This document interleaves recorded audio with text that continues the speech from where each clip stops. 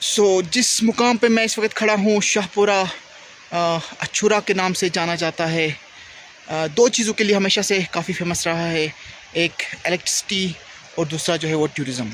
जी हाँ, ये जो इस वक्त आप ये प्रोजेक्ट मेरे पीछे देख रहे हो, ये जो कैनाल आपको दिख रही है, इनिशियली ये जो कैनाल है ये 1965 के इर्द गिर्द बनाई गई थी।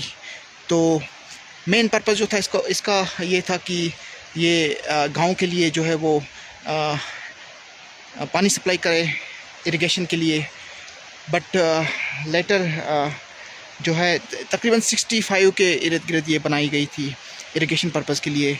बट उसके बाद पता नहीं कोई मिनिस्टर यहाँ पे विज़िट किया था, तो उन्होंने तो वहाँ पे कोई इंजीनियर था, उन्होंने उनको ये मशवरा दिया था कि हम इससे इलेक्ट्रिसिटी भी प्रोड्यूस कर सकते हैं।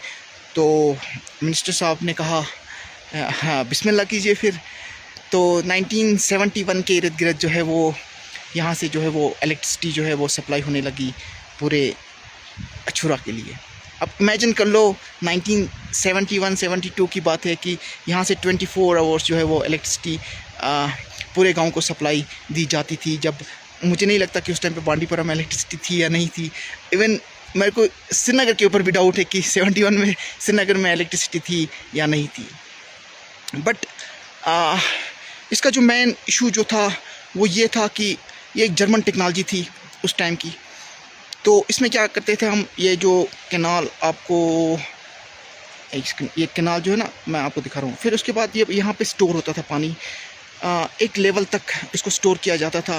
फिर उसके बाद जो इसके वो जो टर्बाइन्स जो है ना, वो जब उनके ऊपर प्रेशर पड़ता था तो वो अपना माउथ जो है उसको खोलते थे और उसके बाद वो रोटेट करना शुरू करते थे और वहाँ से इलेक्ट्रिसिटी जो है वो प्रोड्यूस होती थी। ना सिर्फ इतना बल्कि ये जो आप देख रहे हो ये तकरीबन 65 के इर्द गिर्द इन्होंने ये बनाया हुआ है। यहाँ से ये लोग पानी सप्लाई करते थे इरिगेशन के लिए गाँव को।